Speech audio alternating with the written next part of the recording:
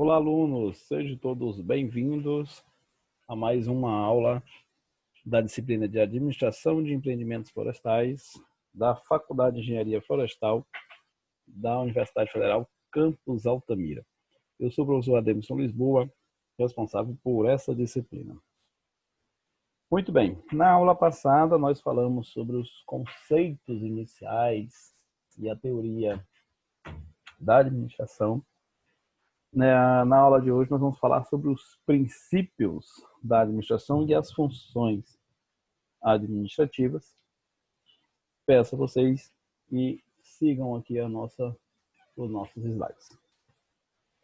Então, os princípios da administração, nós começamos com a administração científica, vimos que nós temos a abordagem da administração clássica e administração científica, onde nesses princípios tem dois principais personagens da administração, que é Frederick Taylor e Henry Fayol.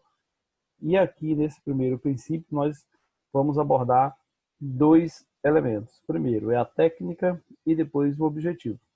Então, o princípio da administração científica tinha como técnica o estudo de tempos e movimentos.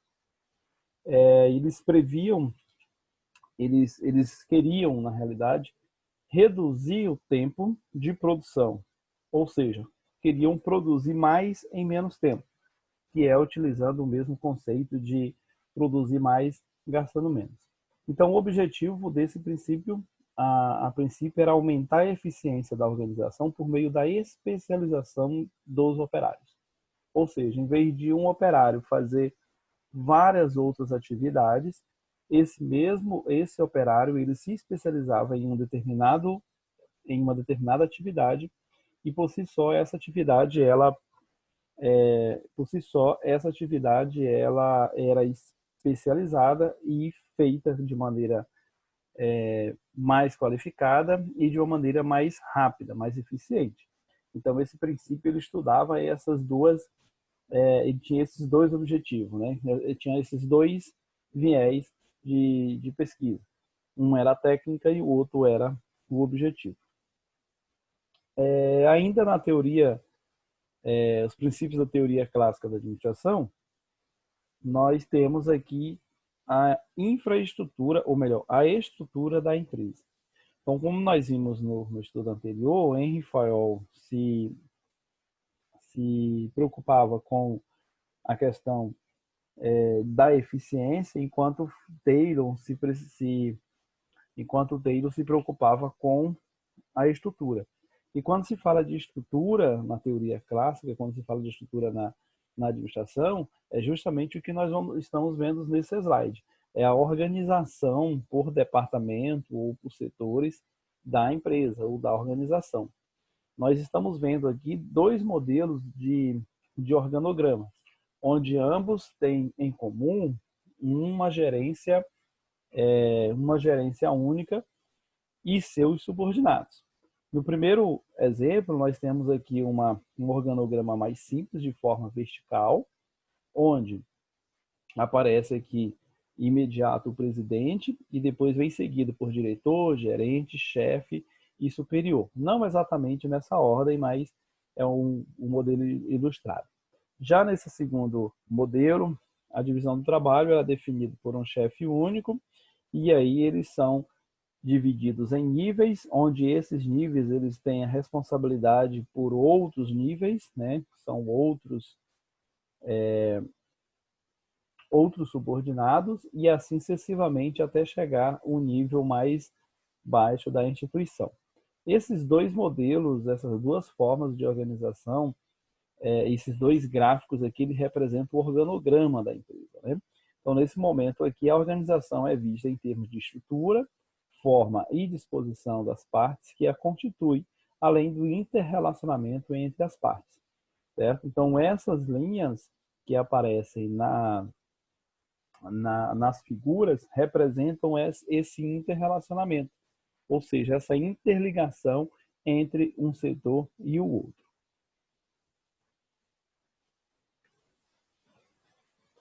As funções administrativas são os pilares da administração, já iniciado o estudo na aula passada, que é o planejamento, a organização, a direção e o controle.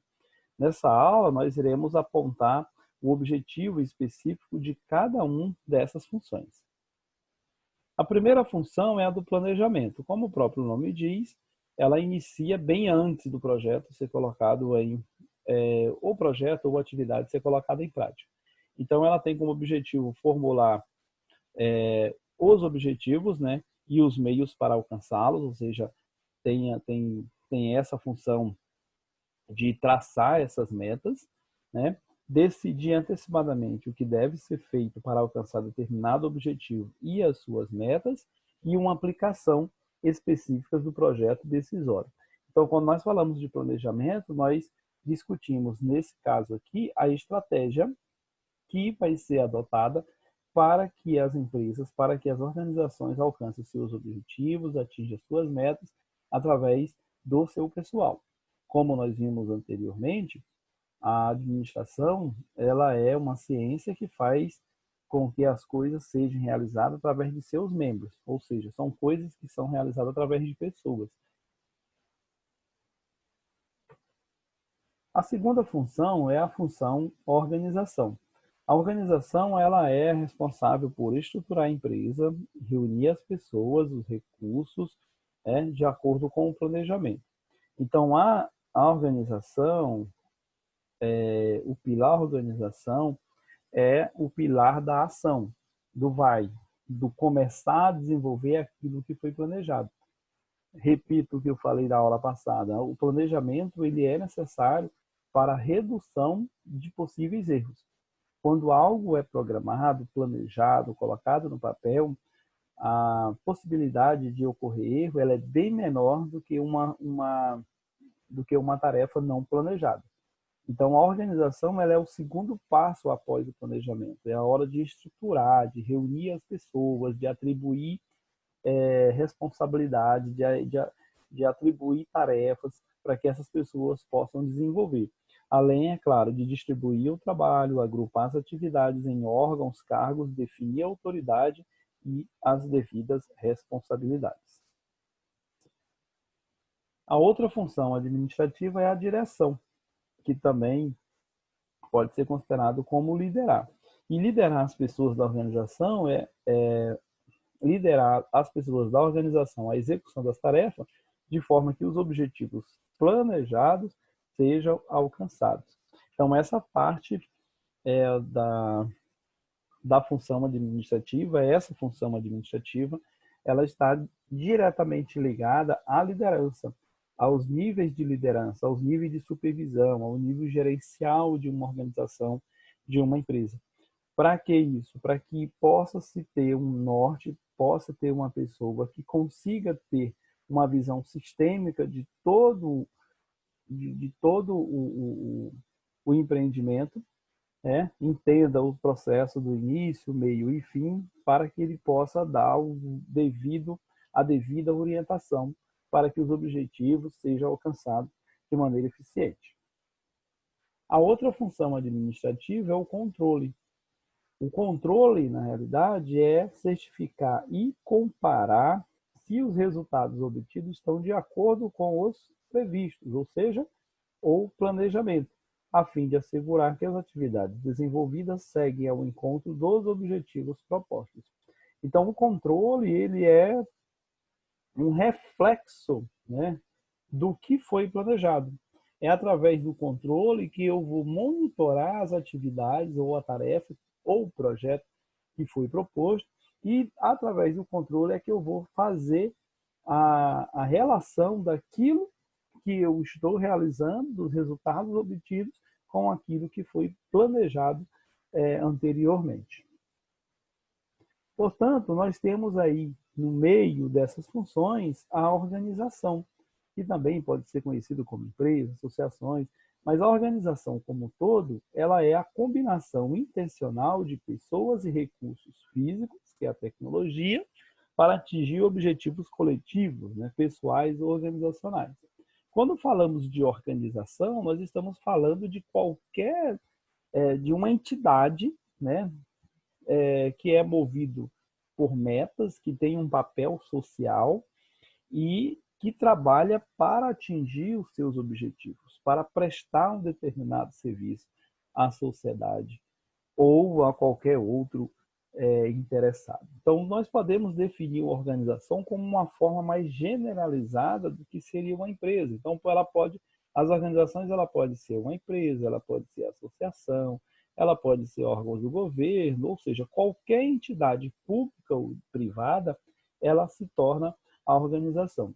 E a organização, ela é regida por objetivos, por tecnologias e principalmente por pessoas que estão intimamente interligadas uma com a outra. Já a empresa, ela é um sistema mais fechado. Segundo esse conceito, a empresa é o sistema que coordena de forma harmoniosa todos os fatores de produção, fazendo com que o resultado do conjunto, né, supere o resultado que cada fator teria isoladamente. E esse ganho adicional, conhecido como efeito sinérgico ou sinergia, é capaz de proporcionar o principal objetivo de uma empresa, que é o lucro. Ainda sobre os conceitos de empresa, nós podemos citar ainda que a empresa ela pode ser uma atividade, né? Não tem uma natureza jurídica, sujeito de direito, ou seja, empresário, e nem de patrimônio, estabelecimento. Não se deve confundir a empresa com o empresário e nem com o estabelecimento comercial, porque a empresa ela se torna o que a gente conhece hoje como PJ, que é a pessoa jurídica. Quando ele fala que a gente não pode confundir a empresa com o empresário, nós estamos falando com a pessoa física, certo? Então, isso aqui, inclusive, é um dos princípios da contabilidade, que não deve se confundir o empresário com a empresa. O que é bens da organização é da organização, o que é da pessoa física é pessoa física. É tanto que aqui no PJ, o cadastro é chamado de CNPJ, que é o Cadastro Nacional de Pessoas Jurídicas, enquanto a pessoa física é o CPF. Isso aqui todos conhecem, né? CPF. O pezinho ficou meio estranho, mas é o CPF, certo? E aí as organizações e o meio ambiente. Como é essa relação entre a organização e o meio ambiente? Né? Como nós, né, da área de engenharia florestal, podemos entender essa relação? Né? Então, a instituição econômica, ela tem uma visão tradicional, né, que é baseada em quê? Baseado em crescimento ilimitado, maximização de lucros, minimização de custos, consumo de energia de insumos e energia, e a preocupação ambiental ela é preterida. Então, as empresas, as instituições econômicas com a visão tradicional, ela tem a visão de input, que é o que é a entrada, através de capital, matéria-prima e mão de obra. Ela passa aqui por uma transformação e essa transformação ela vira o output, que é transformada em bens ou serviços, salário e renda e lucros. Essa é a visão da organização, né, a visão tradicional de uma instituição econômica. Ela visa nesse momento. Porém, a questão ambiental hoje é vista, na melhor das hipóteses, como um mal necessário. E o cumprimento das regulamentações ambientais leva as empresas a fazerem onerosos investimentos, né, em sistemas de controle e proteção ao meio ambiente. E a gestão ambiental é vista apenas como uma mera obrigação da produção. Então, isso aqui é um gargalo para as empresas ambientais, ou seja, para qualquer empresa que tem um potencial ambiental considerado, seja ele de extração, seja ele, né, de utilização de recursos naturais, seja ele de fabricação ou de transformação, porque de qualquer maneira o meio ambiente ele é o principal, podemos dizer aqui, o principal prejudicado nessa história. Aí nós temos agora uma visão mais moderna das organizações, né? Então, a visão moderna, ela prevê de forma diferenciada já uma instituição mais socioambiental, mais ligada ao meio ambiente, que é as empresas com valorização dos aspectos sociais, né, com inclusão social, distribuição de renda, qualidade de vida, né, eficiência produtiva, consumo racional de insumos, até mesmo a reciclagem ou até mesmo reaproveitamento e o desenvolvimento sustentável. Então, hoje, os inputs, eles são levados em consideração não só o capital, mas a matéria-prima, elas já são selecionadas. Então, ela já tem uma visão diferente. A matéria-prima ela já é selecionada. Ela não é mais de qualquer forma. Ela não é simplesmente a matéria-prima. Então, ela precisa ter uma seleção. Ela precisa passar por alguns critérios para que ela possa ser processada. Se nós formos levar em consideração a madeira aqui, nós podemos citar como exemplo a seleção das matérias-primas. As toras, elas devem ter uma circunferência e um padrão adequado para que elas possam ser beneficiadas.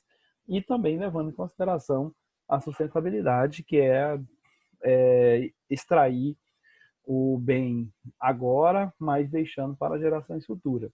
Uma outra coisa que também modifica essa visão moderna é a questão da qualidade da mão de obra, que já é mais qualificada, já tem mais já tem agrega mais valor em relação a isso e os produtos provavelmente serão de maior qualidade com a maior eficiência. Os outputs, né, que são as saídas, né, de bens e serviços, eles já são ambientalmente corretos, atendendo não só a clientela, mas também a critérios ambientais, socioambientais, econômicos e assim por diante, inclusive aqui com benefícios sociais. Então, essa aqui é a visão moderna das empresas do meio florestal. Continuando sobre as organizações do meio ambiente, as portas, né, do mercado e do lucro estão se abrindo cada vez mais para as empresas que se preocupam com o meio ambiente. As portas se fecham para empresas que desprezam as questões ambientais na tentativa de maximizar seus lucros e socializar os prejuízos socioambientais. Então, quando nós falamos aqui que as portas de mercado estão se abrindo para essas empresas, nós estamos falando aqui de incentivos fiscais, incentivos até mesmo a questão do acesso a créditos, né? A uma assistência técnica mais aberta, mais perto, né? Que possa atender a essa demanda. Porém, ainda tem muitos gargalos, ainda existe ainda uma dificuldade em relação a isso, né?